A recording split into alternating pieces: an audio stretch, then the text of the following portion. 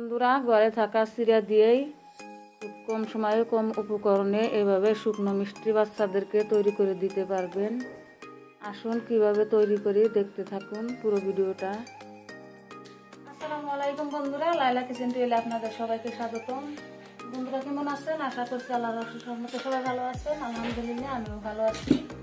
আজকে আরো একটা রেসিপি নিয়ে আপনাদের সঙ্গে শেয়ার করতে আসলাম। দেখতে থাকুন পুরো ভিডিওটা।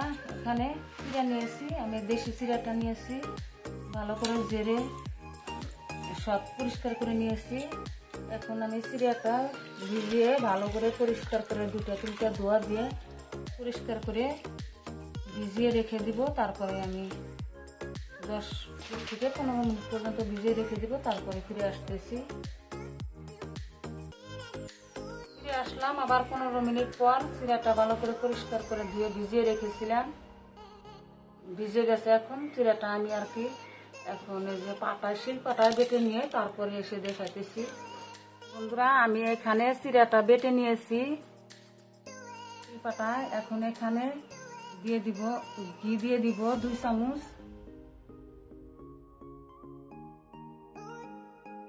দিয়ে তারপরে আমি এখন দিব এখানে চিনি গুঁড়ো করে নিয়েছি 2 চামচ চিনি দিয়ে দিলাম। আপনারা আপনাদের পরিমাণ অনুযায়ী দিয়ে দিবেন। পরিমাণ মতো লবণ দিয়ে দিলাম। লবণটা অপশনাল, নাও দিতে পারেন।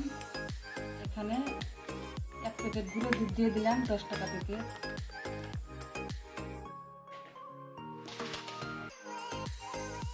হাফ চামচ বেকিং পাউডার দিয়ে দিলাম।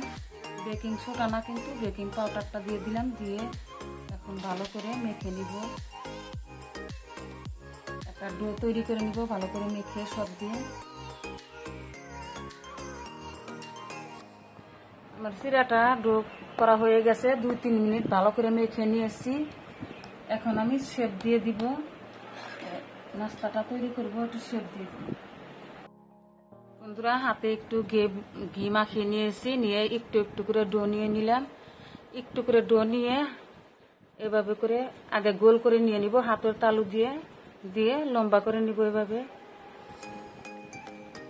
লম্বা করে নিয়ে একটু শেপ সাইজটা, এই যে ল্যাংচার শেপ সাইজটা দিয়ে দিলাম। এভাবে করে আমি তৈরি করব আজকের রেসিপিটা। আর একটা তৈরি করে দেখাইতেছি। এভাবে হাতের তালুর সাহায্যে গোল করে নিয়ে এভাবে চ্যাপটা করে দিলেই হয়ে গেল। এই যে খুব সহজে হয়ে গেল। এভাবে করে সবগুলা তৈরি করে নিব আমি। বন্ধুরা, এই যে আমার তৈরি করা হয়ে গেল। বাচ্চারা যদি মিষ্টি জাতীয় কোনো বস্তু খেতে চায় বা ঘরে থাকা উপকরণ দিয়ে খুব কম সময়ের মধ্যে তৈরি করে দিতে পারবেন।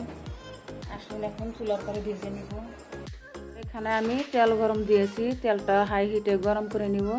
তেলটা কম গরম করলে ভেঙে যাওয়ার সম্ভাবনা থাকবে, ওই জন্য হাই হিটে গরম করে নিয়েছি। একটা একটা করে এখন আমি দিয়ে দিব মিষ্টিগুলা।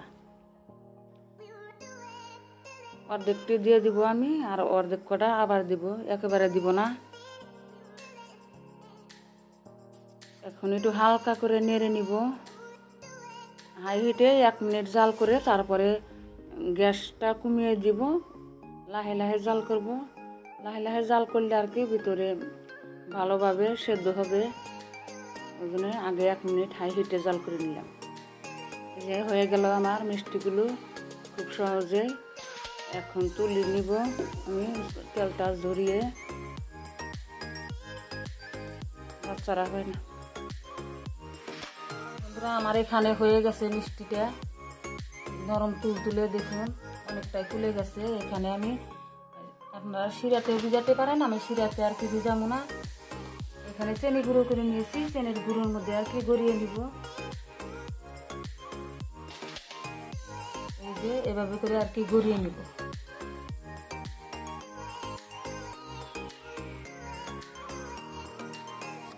বাচ্চারা বায়না ধরলেই খুব সহজে তৈরি করতে পারবেন। এখন ভিতরটাও নরম তুলতুলে হয়েছে। শুকনো মিষ্টি এভাবে তৈরি করলে বাচ্চারা হাতে নিয়েও হেঁটে হেঁটেও খেতে পারবে। ছোট বাচ্চা থাকলে ভিডিওটা যদি ভালো লাগে চ্যানেলটা সাবস্ক্রাইব করে পাশে থাকবেন, লাইক কমেন্ট শেয়ার করবেন। আল্লাহ হাফেজ।